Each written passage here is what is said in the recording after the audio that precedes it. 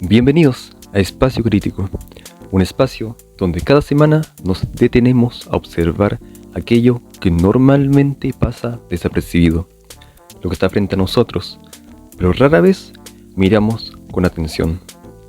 Yo soy Cristóbal, su anfitrión, y hoy es lunes de invierno en Temuco.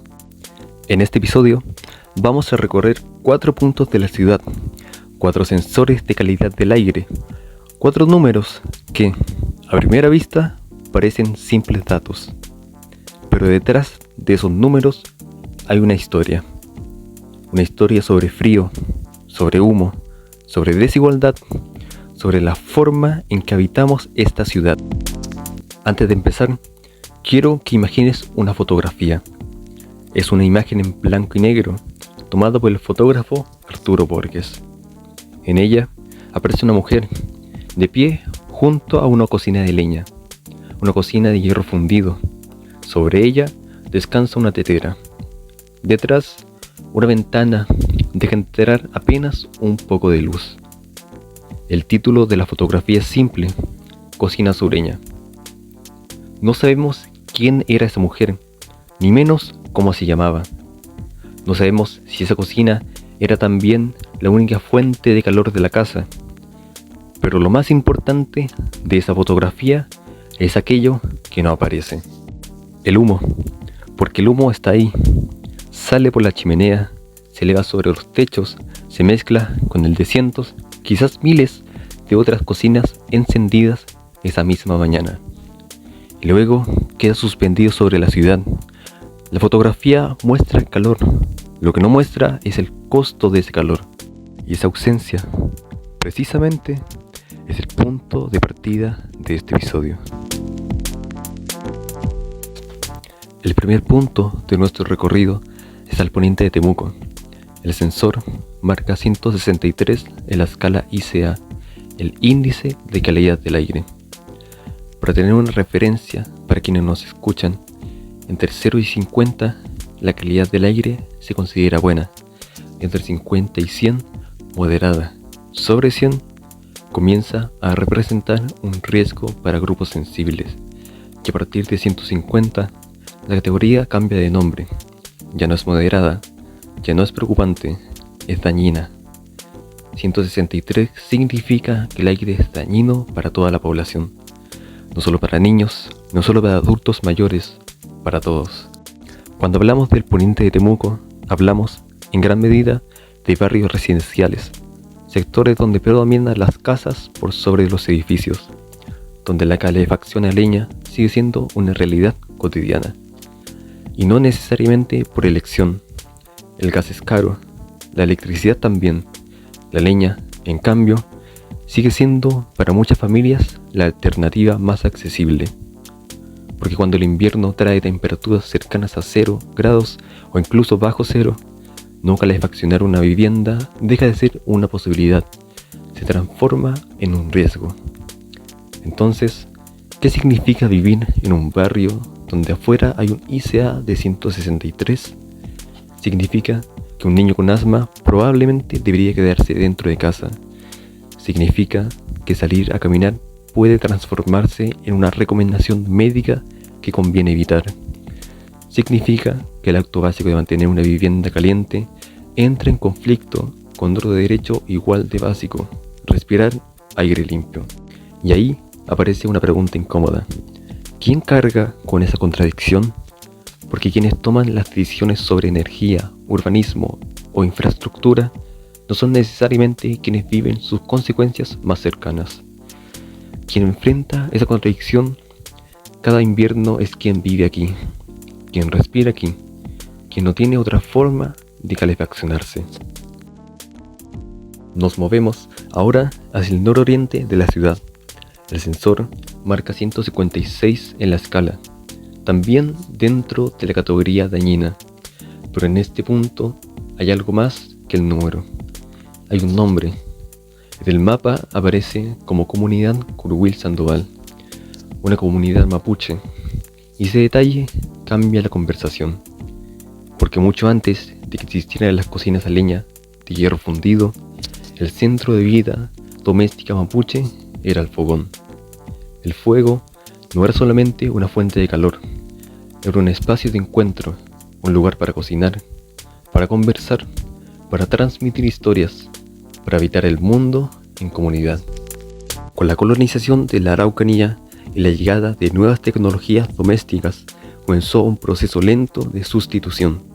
El fogón fue dejando espacio a la cocina de hierro, más eficiente, más moderna, más cercana a la idea de progreso que traían los colonos europeos.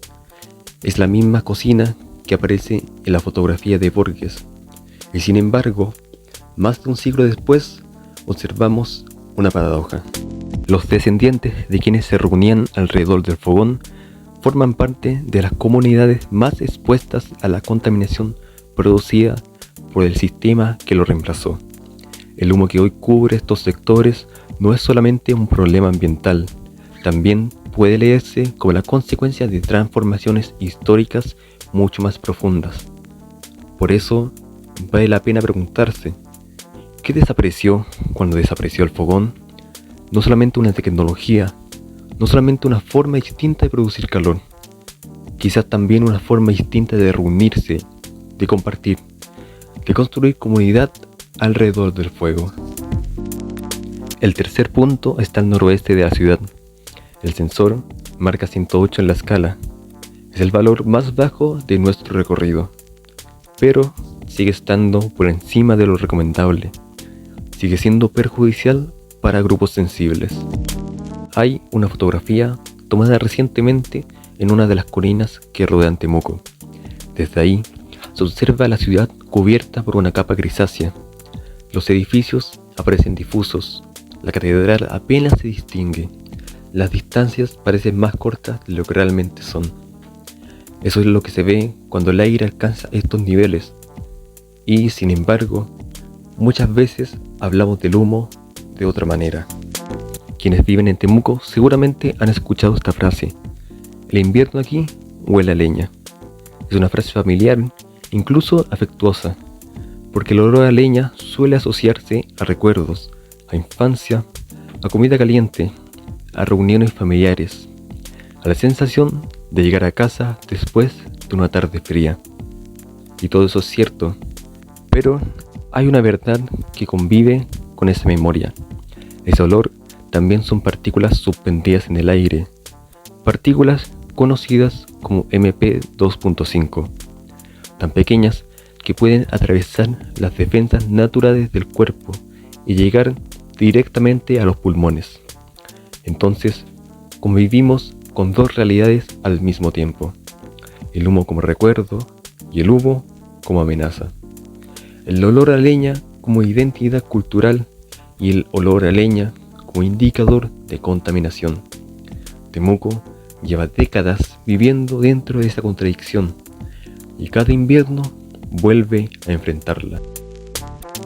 El último punto de nuestro recorrido está al sur, en Padre de las Casas. El sensor marca 115 en la escala. Otro barrio, otro número, la misma historia. Y es aquí donde vuelvo a la fotografía del comienzo. La mujer sigue ahí, de pie, junto a la cocina de leña, y sigo sin saber su nombre, pero después de recorrer estos 4 puntos, la imagen ya no me parece la misma, porque la cocina de leña no es solamente un objeto, es una respuesta al frío, a la pobreza energética, a la necesidad de sobrevivir a los inviernos del sur. Comencé este recorrido pensando que la contaminación era principalmente un problema técnico, una cuestión de estufas más eficientes, programas de recambio y nuevas tecnologías. Y claro que esas cosas importan, pero mientras avanzaba en estos 4 puntos, empecé a ver algo distinto, porque el humo no afecta a todos por igual, y tampoco todos tienen las mismas posibilidades de evitarlo.